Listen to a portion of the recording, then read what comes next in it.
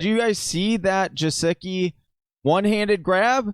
Did anyone see that? That was phenomenal. Beastly. Right here. What's up? Before we get you to this episode, just want to say if you are new to our channel, welcome. Please consider subscribing, hitting that bell so you get notified anytime we drop new content, which is pretty much daily. And if you want to hear any more of these matchup breakdowns, because you probably have more than just the fantasy players in this matchup, you can do so for free via audio. Just search the Fantasy Whispers wherever you get your podcasts. And if you want to see our beautiful faces during that entire breakdown, you can do so on our Patreon. A link to that is in the description below.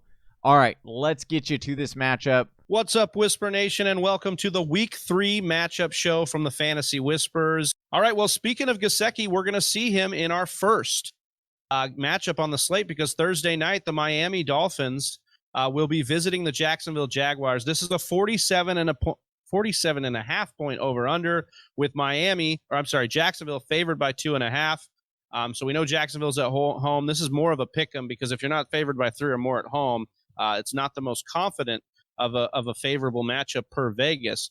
Austin, when we get into this matchup and we look at the Jacksonville side of the ball, we've had a few of storylines, including Gardner Minshew and some of the wide receivers here. But what's your take, a higher-level view of this Jacksonville squad for fantasy purposes coming into this game?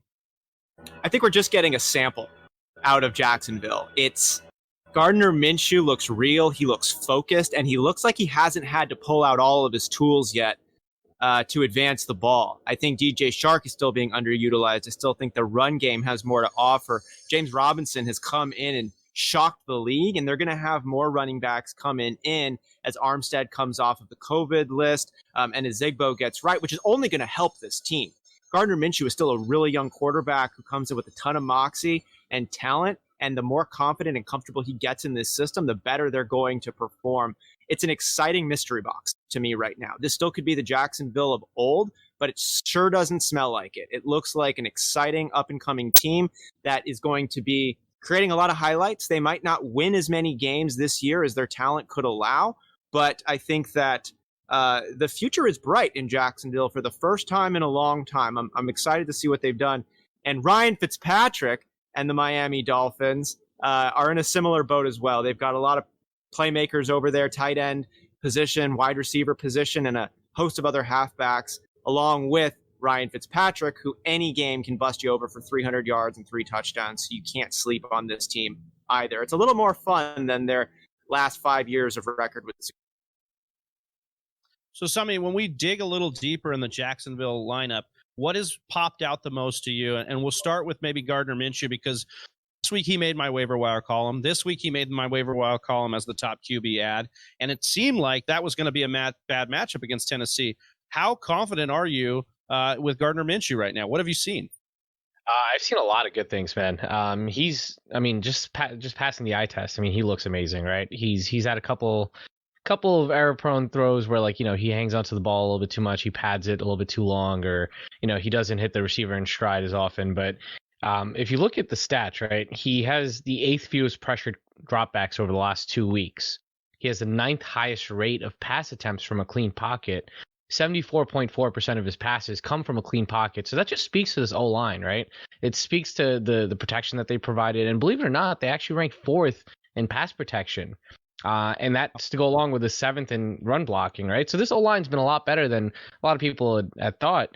And he's also completed 77.8% of his passes from a clean pocket, which is the 9th highest in the NFL amongst all quarterbacks. So I really like Gardner Minshew. I think he can sustain his level of production if he continues to receive the pass blocking that he has from his O-line.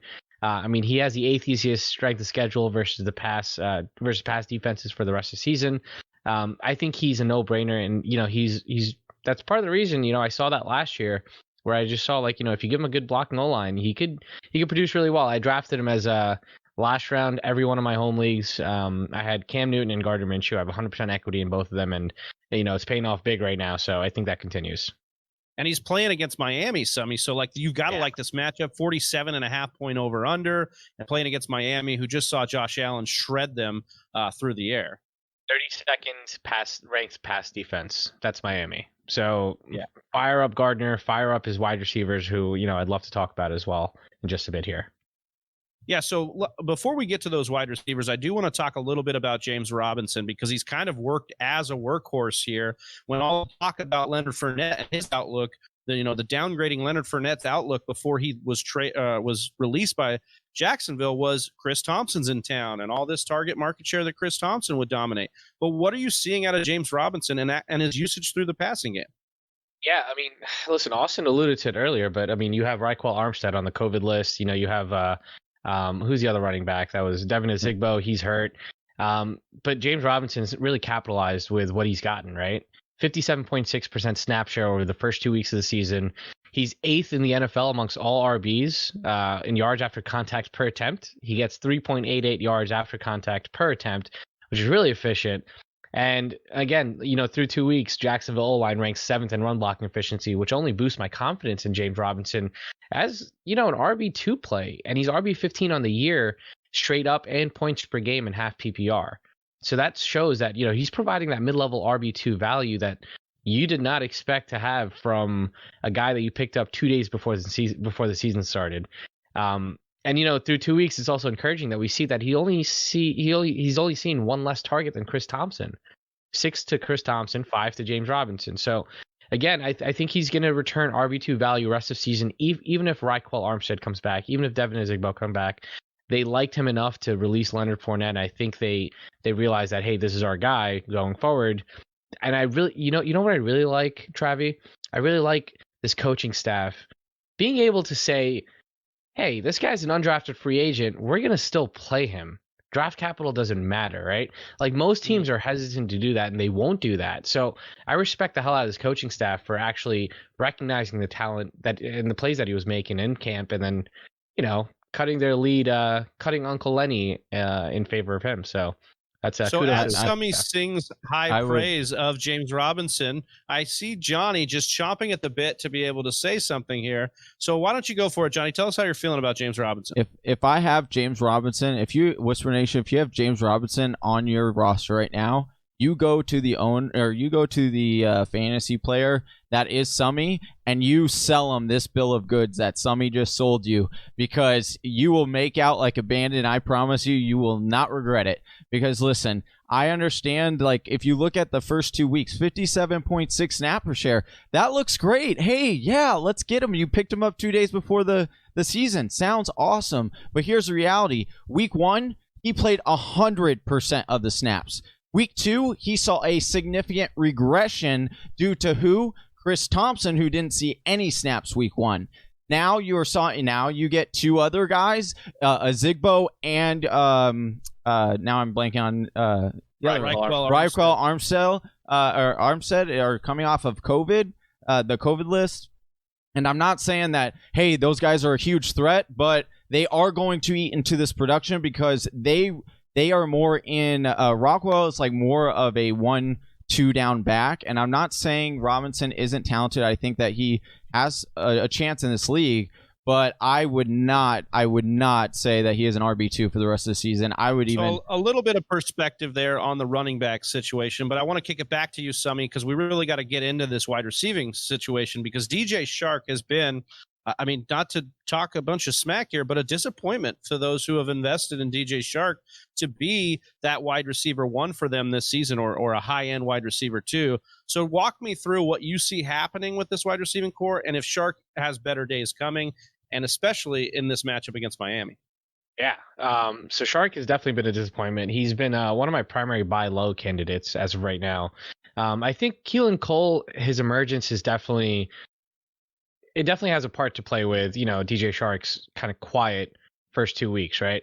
But if you look at the snap share, he's played the most snap shares out of all wide receivers in this room. 80.8% snap share. That's head and shoulders above the next best, which is Keelan Cole. He has a 13% target market share, which is very low for an alpha wide receiver, right? He only has 7 targets in 2 weeks. He's actually 4th in targets on his own damn team, which is, it's kind of concerning, but I do expect that to pick up, right? He's getting a lot of attention, sure. But he's still producing as a low-end wide receiver 3. He's currently the wide receiver 33 overall. And that's only with 7 targets, right? Like that kind of makes you wonder, what if this guy saw twice as many targets? And we know what he did last year, right? He has an 18.4% air yard market share. I expect that to go up. There's a very interesting stat. It's called receiver air conversion ratio.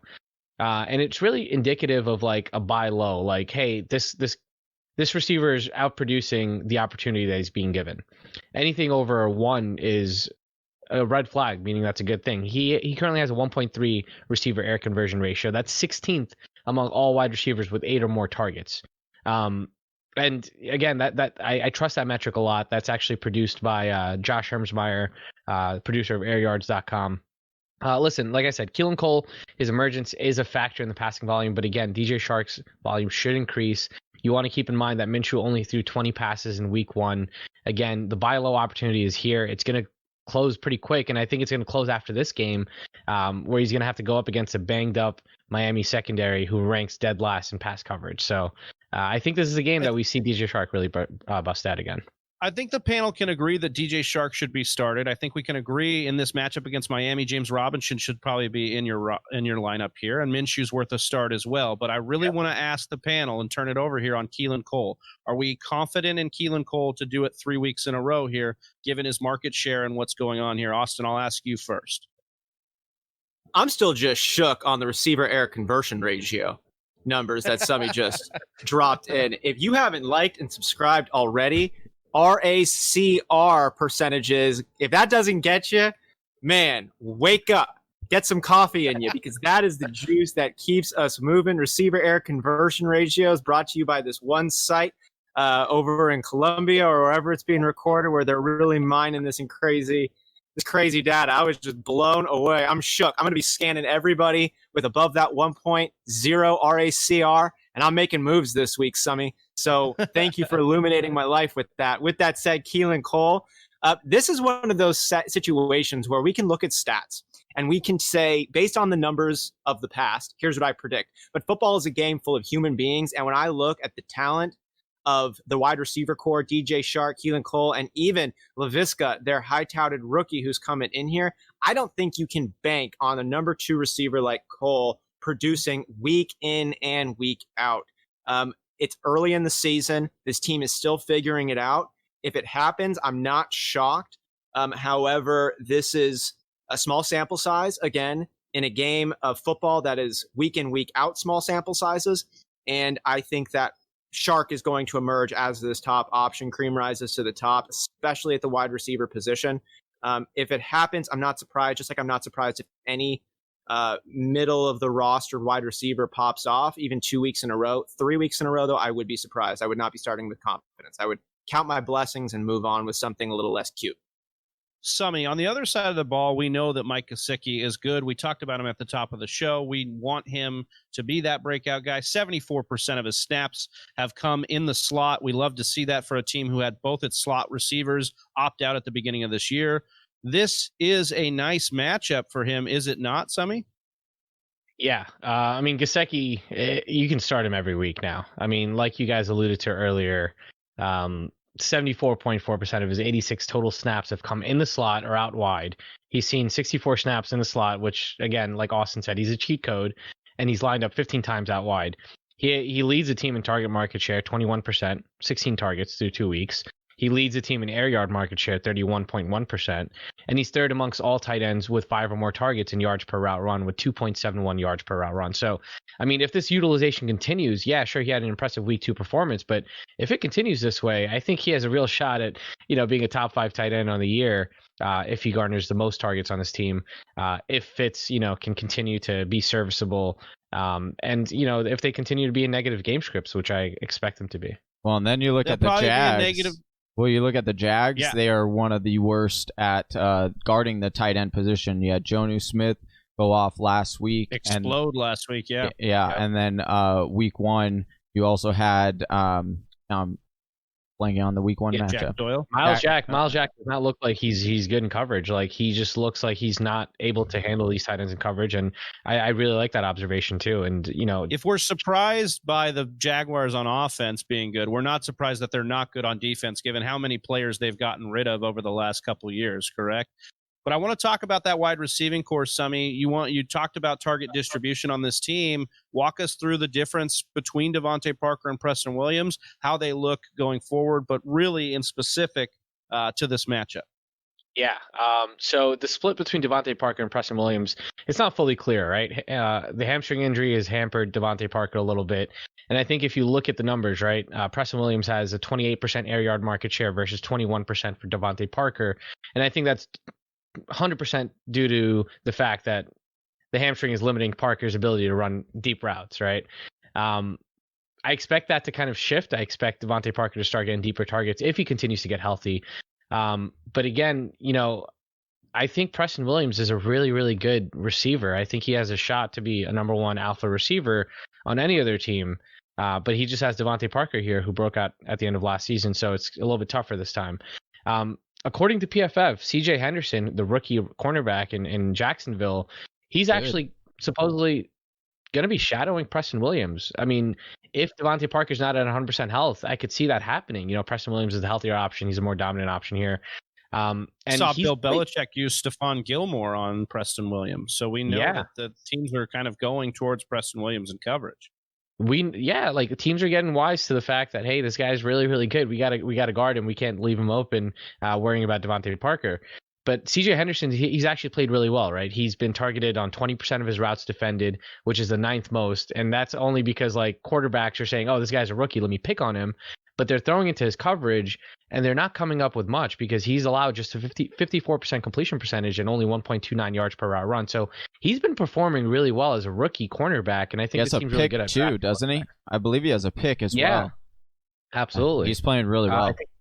He is playing really well, and I like CJ Henderson moving forward for this defense. So if he's on Preston Williams, I'd kind of temper expectations there. But again, Preston Williams is athletic enough where he could overcome that coverage. The only thing I'm going to be watching is DeVantae Parker's injury, see if it lingers, right? Because that's something that we knew about DeVantae Parker heading into last year, where he was a bust, but he was also injury prone, and that's a major contributing factor as to why he was a bust. He was always injured. So I think if this continues, I mean, Preston Williams could be a dominant receiver if anything were to happen to Parker. All right, because we've spent way too much time on the Miami Dolphins and Jacksonville Jaguars for my brain to comprehend, I need to ask you quickly, Summy, what you feel about Myles Gaskin, especially in this matchup against the Jags. Yeah, so that's exactly what I want to talk about really quick before we get off this matchup. Myles Gaskin is a guy who, I mean, you should have picked him up last week, just looking at his trend from week 1. If that continued into week 2, he would have been a rosterable running back. And turns out he is, right? He's seen 14.5% of the target market share, 11 targets through 2 weeks. The next highest running back has 2 targets. That's Matt Breida and Patrick Laird. So he has the stranglehold on the targets in his backfield. He's the third down back locked in. And he's seen 2 red zone carries versus 5 to Jordan Howard. And we've seen like Jordan Howard, he's just now a goal line back. That's all he's being relegated to. He's going to have like 6 touchdowns on 30 carries on the season. It's going to be insane. But again, if this trend continues, if actually the trend changes, if Gaskin starts getting some more of the goal line work, which I don't really think is going to happen, but if it does happen, I think he'll be able to produce like mid RB3 flex numbers even on a bad offense. So he's definitely someone I want to roster. I would start him as a flex option even in this matchup. Thank you for listening to the Fantasy Whisperers podcast. You can hear more from John and Travis on Google Play, SoundCloud, and iTunes. You can also follow us on Instagram, Facebook, and Twitter at TF Whisperers.